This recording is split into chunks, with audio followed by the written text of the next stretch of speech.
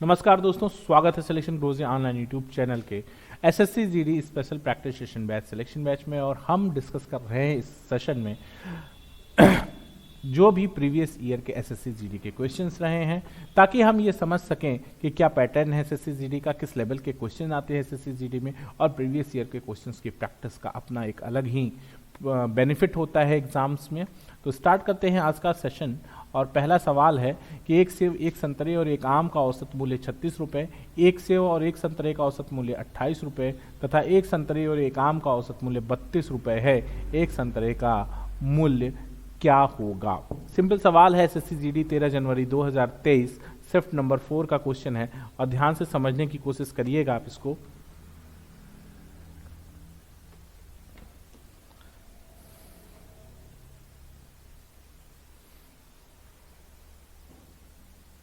देखो अच्छा क्या सवाल है, सिंपल सा सवाल ये है, ये देखो कह रहे एक सेव, एक संतरा और एक आम, एक एप्पल है, एक ऑरेंज है और एक मैंगो है, और इसका औसत था 36, 36 यहाँ होता है 108। एक सेव और एक संतरे, एक सेव और एक संतरे का औसत मूल्य है 36, तो सॉरी 28, 28 दूना 56, और कह रहे हैं एक संतरा और एक आम, तो एक ऑरेंज और एक मैंगो का औसत मूल्य है 32, 32 दूना 64। अगर हम इस दोनों को जोड़ दें तो 6 4 10 1 और 6 5 11 1 12 120 हुआ। और ये 120 है किसका? एक आम, एक ऑरेंज, एक और ऑरेंज और एक मैंगो। यानी कट तो नहीं रहे ना? नहीं कट रहे, ठीक है। तो क्या हो गया कि अब आप देखो तो 120 बराबर, यानी एक आम, एक संतरा, एक और संतरा और एक मैंगो बराबर 120 रुपए। तो एक आम, एक संतरा और एक सेव, एक संतरा और एक आम, ये तीनों को मिला दोगे तो 108 आएगा। तो ओ बराबर 120, ऑरेंज का 120 माइनस 108 बराबर एक ऑरेंज का मूल्य 12 रुपए हो गया। सिंपल सवाल है। अगला क्वेश्चन है कि एक ट्रक और 4 कारों का वजन 48 किग्रा है। यदि ट्रक के वजन को अलग कर दिया जाए तो इनके औसत वजन में 1 किग्रा की कमी हो जाती है। ट्रक का वजन क्या है? बहुत सिंपल सवाल, समझने की कोशिश करना दोस्त। कह रहे हैं कि अगर ट्रक को अलग कर दें आप तो औसत 1 कम हो जाता है, तो ट्रक का वजन क्या होगा? तो देखने की बात यह है कि भाई देखो हो क्या रहा है कि एक्चुअल एवरेज कितना है 48 का, ठीक है। अब जब एक ट्रक निकल जा रहा है तो औसत क्या हो जा रहा है? 1 कम हो जा रहा है, यानी एक कम हो रहा है। तो यानी ट्रक कितना लेके जा रहा है? 1 + 1 + 1 यानी 4 लेके जा रहा है। तो 48 4 52। बात को समझो, एक truck plus car plus car plus car plus car, ये सब कितने हैं? 48 48 48 48 48। जैसे ही आप ट्रक निकाल दिए तो ट्रक कितना लेके आ गया? 48 लेके आ गया। और ये औसत 47 47 47 47, चूंकि एवरेज पर हेड वैल्यू होता है तो 4 कम हो गया। एक हर कार में से एक एक कम हुआ, तो वो किसके साथ जुड़ेगा? ट्रक के साथ। इस प्रकार ट्रक का वजन हो गया 52 किग्रा। एसएससी जीडी 13 जनवरी शिफ्ट नंबर 4। अगला क्वेश्चन है, टीना और शीना की आय 2 संबंधी 3 के अनुपात में है। यहां पे थोड़ा सा 1 मिनट ध्यान दीजिएगा, अब इसको मैं आपको क्लियर कर देता हूं।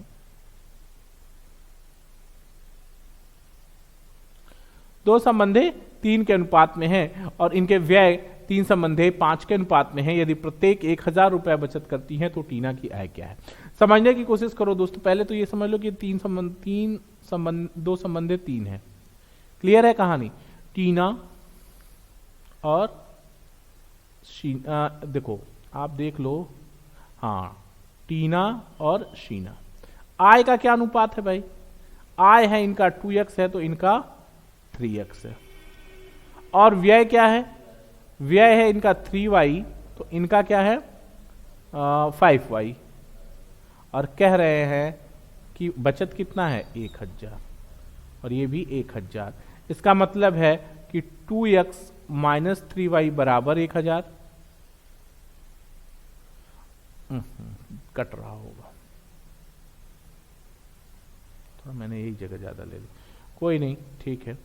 यानी अब आप इस पे बात करोगे अगर तो ये हो जाएगा, या यहाँ पे कर लो कि 2x माइनस 3y बराबर 1000, और या तो 3x माइनस 5y बराबर 1000। ठीक है, 1000। जैसे ही आप इसको सॉल्व करेंगे, आपको y का, इसको सॉल्व करेंगे जब आप गुणा करके, तो y बराबर आएगा 1000, और जब आप सॉल्व करते हो तो 2x की वैल्यू आती है 2000, और टीना क्या है पूछ रहा है, तो एक 2x है तो x बराबर 2000, तो 2x बराबर 4000, टीना किया है 4000, ऑप्शन बी करेक्ट हो जाएगा। यहां तक कोई तकलीफ नहीं है, इक्वेशन आप सॉल्व कर लीजिएगा।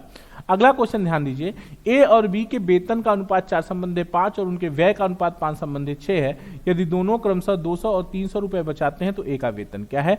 एसएससी जीडी 6 फरवरी 2023, शिफ्ट नंबर 4। ठीक है, सिंपल सवाल है, सेम सवाल एकदम जैसे ऊपर था वैसे ही है। मैं इस सवाल को आपको होमवर्क दे रहा हूं, इसको आप सॉल्व कर लीजिएगा और इसका आंसर भी आपको डिक्टेट कर दूंगा। इसका आंसर आएगा आपको 1200, ये आप देख लीजिएगा, और पिछले सवाल की तरह मैं इसको आपके लिए होमवर्क छोड़ रहा हूं। ठीक है, होगा क्या इससे कि वीडियो प्रोडक्टिव बनेगा, कम टाइम में अधिक से अधिक सवाल मैं आपको प्रैक्टिस करा पाऊंगा, और ये इजी सवाल है, पिछले सवाल की तरह आप कर लेंगे। अगला सवाल क्या है कि एक संख्या 150 में 20% की वृद्धि की जाती है और फिर 25% की कमी की जाती है, इस प्रकार बनने वाली नई संख्या ज्ञात कीजिए। 150 गुणित 120 बटा 100 गुणित 75%, 25% की कमी नहीं, 75 बटा 100। ठीक है, तो काटो, 25 50 तिया 150, 50 दूना 100, और इसको काट दोगे तो ये 60 बार कट जाएगा, और 1 0 0 से खत्म हो जाएगा, और 5 से काटोगे तो 15, 5 दूनी 10 और 2 तिहाई 6, 3 तरीके 9 और 15 9 100, क्या हो गया 135, 135। सॉरी यार, कुछ गड़बड़ हो गया। 3 तरीके 9 और 15 9 135, क्या गलत काट दिया मैंने? 20% की वृद्धि की, 25% की कमी की। अच्छा, सॉरी यार, ये 150 नहीं है बेसिकली, सॉरी, ये क्वेश्चन यहाँ पे गलत है, ये 350 है। ठीक है, यही गलत है। ठीक,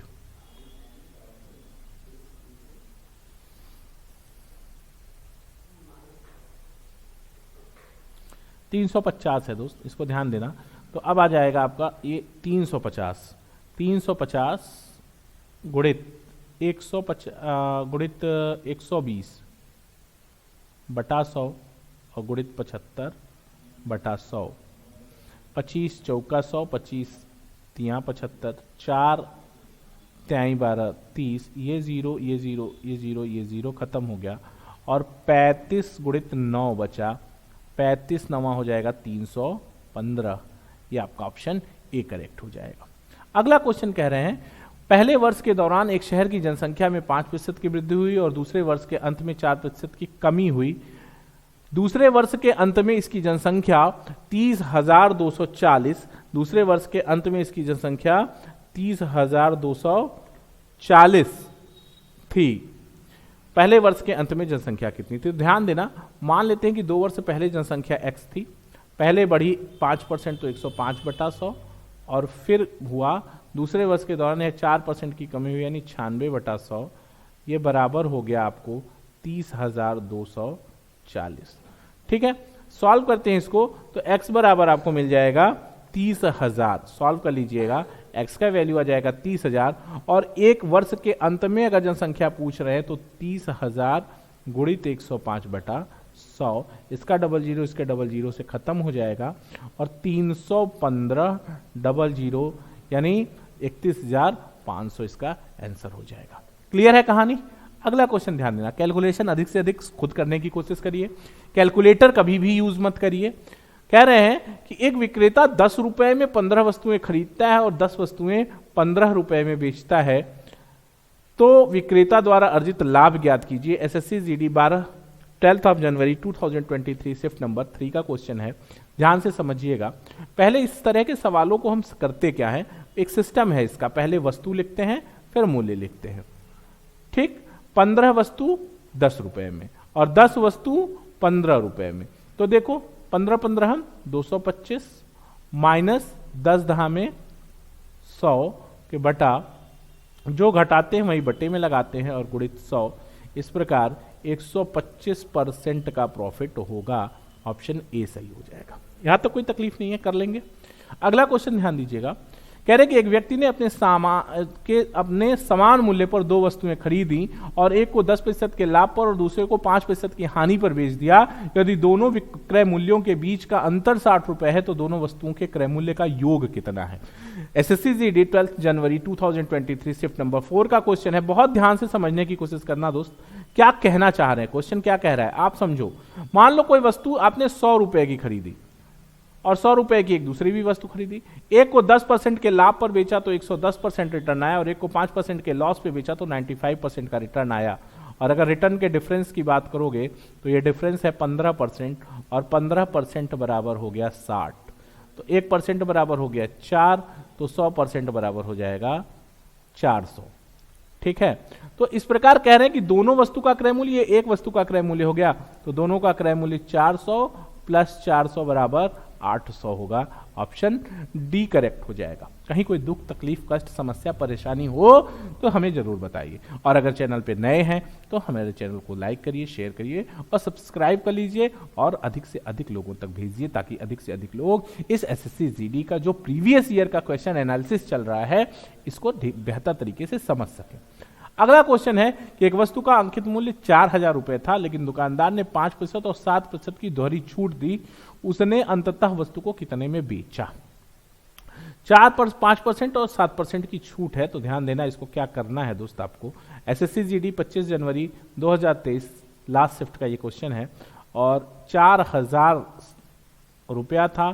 पहले 5% तो 95/100 और फिर 7% तो 93/100। ठीक है, और जब आप इसको बटा 100 सॉल्व कर लेंगे तो ये 35-34 आपको आंसर मिल जाएगा। 35-34 ये ऑप्शन सी करेक्ट हो जाएगा। अगला क्वेश्चन ध्यान देना। कह रहे हैं कि वस्तु के अंकित मूल्य पर ग्राहक को 4.5% की छूट दी जाती है। एक लड़की ने 191 रुपए में वस्तु खरीदी। वस्तु का अंकित मूल्य क्या है। ध्यान से समझिएगा जरा सा कि 4.5 का मतलब 95.5% का रिटर्न है और ये बराबर है 191 के, तो 1% बराबर 2 है तो 100% यानी वस्तु कितने की थी, अंकित मूल्य वस्तु का 200 था। यही आपका आंसर होगा, कोई दिक्कत नहीं है। अगला क्वेश्चन ध्यान देना। 10,000 रुपए की राशि 15% की ब्याज दर पर उधार दी जाती है। 6 वर्ष और 2 वर्ष के साधारण ब्याज का अंतर क्या होगा। तो बहुत सिंपल सवाल है। हर साल ब्याज बराबर होता है साधारण ब्याज में। अगर 15% की दर से 6 साल के लिए इन्वेस्ट करेंगे तो जो रिटर्न आएगा वो 90% आएगा। 6 ईयर में कितना आएगा, 90% रिटर्न आएगा और 2 ईयर में 30% रिटर्न आएगा। यानी अगर अंतर की बात करोगे तो 60% का रिटर्न आएगा अंतर। तो 10,000 का 60% सीधा सीधा सबको पता है कि 6,000 होगा। तो ये डिफरेंस कितना हो गया दोस्त, 6,000 का डिफरेंस हो गया।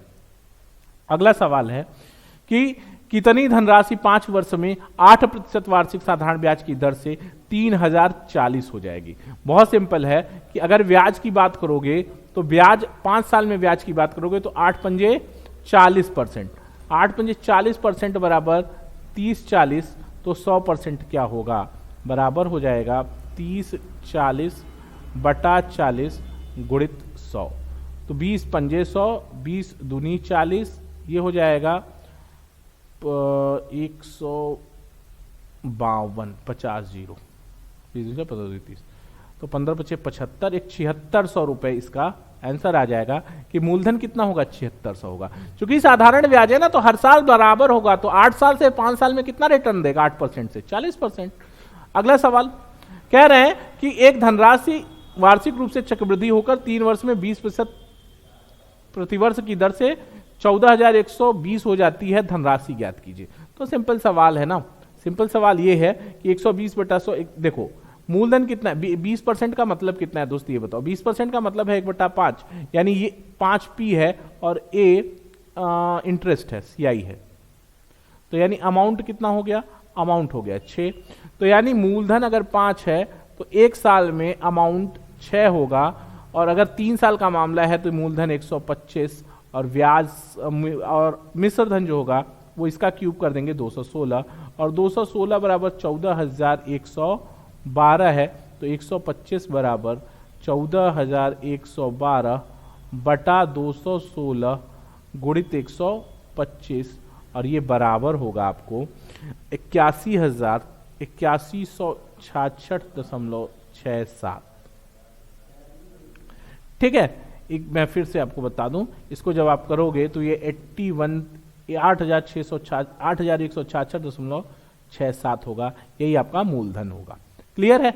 अगला सवाल कहिएगा, यदि ब्याज की दर पहले वर्ष के लिए 16% वार्षिक दर से, अगले वर्ष के लिए 20% वार्षिक वर्ष, दूसरे वर्ष के लिए 20% वार्षिक, और तीसरे वर्ष के लिए 15% वार्षिक है, तो 15,000 रुपए पर 3 वर्षों के लिए चक्रवृद्धि ब्याज ज्ञात कीजिए। सिंपल सवाल है, थोड़ा सा मैं मिनिमाइज कर रहा हूं आपके लिए और सॉल्व करके आपको दे रहा हूं, ध्यान देना, और कुछ करना ही नहीं है इस सवाल को। ये सीधा सीधा 15,000 पहले साल 116/100, दूसरे साल 120/100, और तीसरे साल 115/100, और जब इसको आप सॉल्व करेंगे तो आपको मिलेगा 24,015, 5 इधर और 9, 15,000, 24,015, 24,012।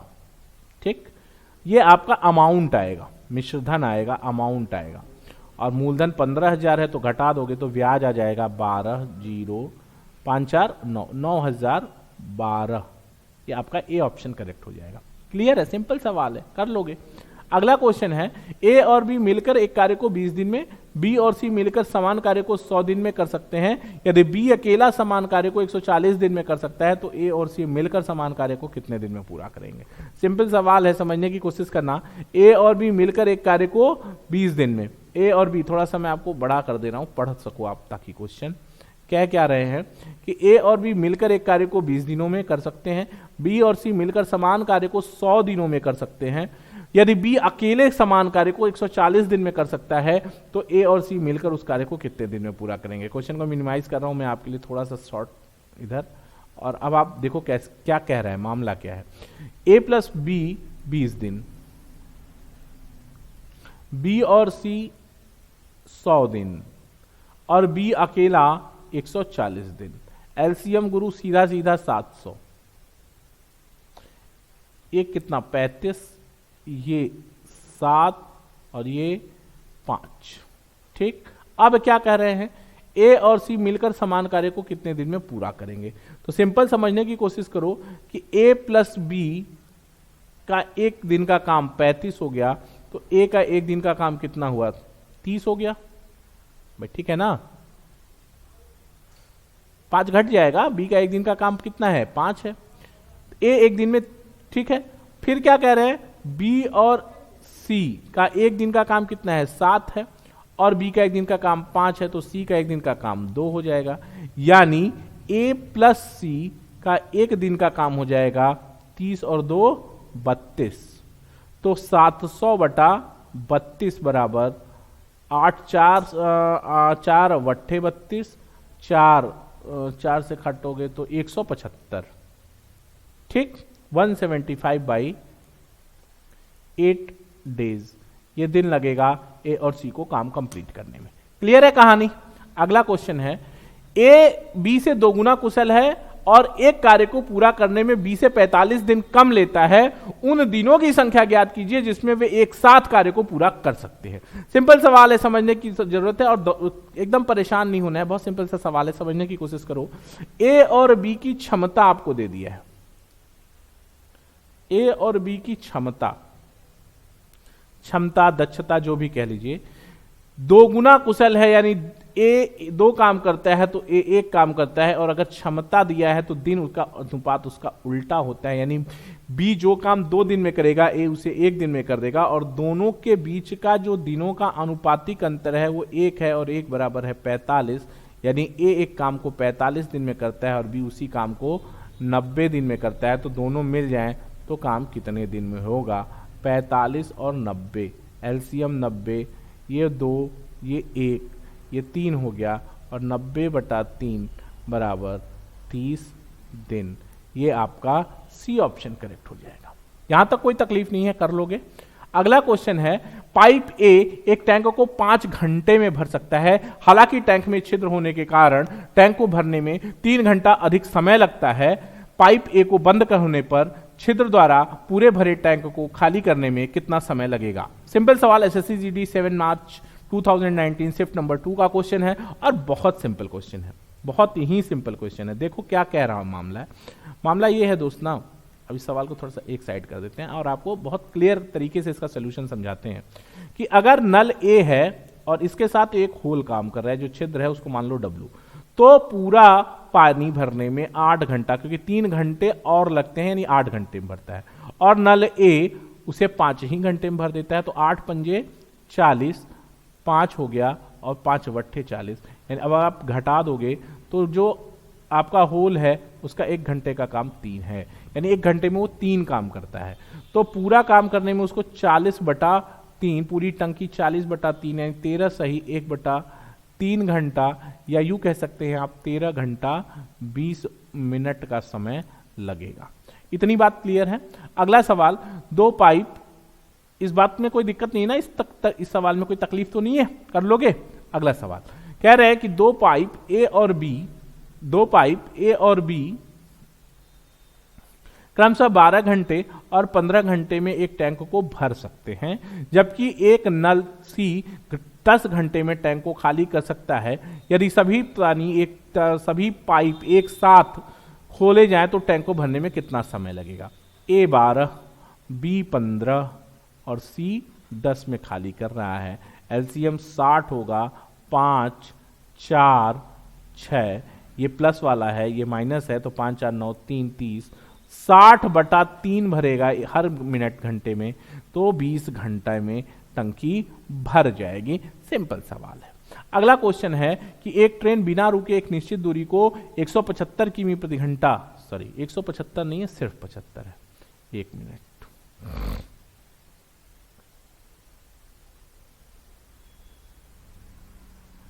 ध्यान देना, ये 175 नहीं है, सिर्फ 75 है।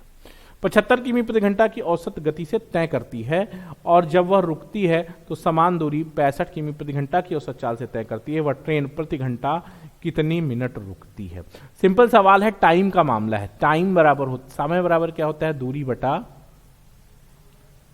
चाल। कितने समय रुकती है? देखो दोस्त, एक बात समझो कि अगर 75 किलोमीटर 1 घंटे में बिना रुके जाती है, तो रुक के कितना जाती है? 65 किलोमीटर, यानी 1 घंटे में कितना? 10 किलोमीटर कम गई, यानी दूरी 10, और बटा चाल उसकी 75 है नॉर्मल, 60 से गुणा कर लेंगे तो 15 पचे 75, 15 चौका 60, और 40/5 यानी 8 मिनट, वह इसमें ऑप्शन नहीं है लेकिन होगा यही, 8 मिनट प्रति घंटा वो रुकती है। कारण बताऊं, 1 घंटे में अगर वो नॉन स्टॉप 75 किलोमीटर प्रति घंटा जा सकती है, ये उसकी कैपेसिटी है। तो अगर रुक के जा रही तो 1 घंटे में 65 किलोमीटर जाने, यानी 1 घंटे में 10 किलोमीटर वो रुक रही है, और 10 किलोमीटर दूरी जाने में उसको समय कितना लगेगा? 10/75 यानी 8 मिनट। क्लियर है सवाल? तो एसएससी जीडी के सिलेक्शन बैच में, जिसमें हम डिस्कस कर रहे थे प्रीवियस ईयर के क्वेश्चंस, प्रीवियस ईयर के सवाल, आज इतना ही। कल फिर प्रीवियस ईयर के और महत्वपूर्ण सवालों के साथ विभिन्न चैप्टर्स से जो हम सेलेक्ट कर लाते हैं, मुलाकात होगी आपसे। तब तक के लिए देखते रहिए सिलेक्शन गुरुजी ऑनलाइन। जय हिंद, जय भारत।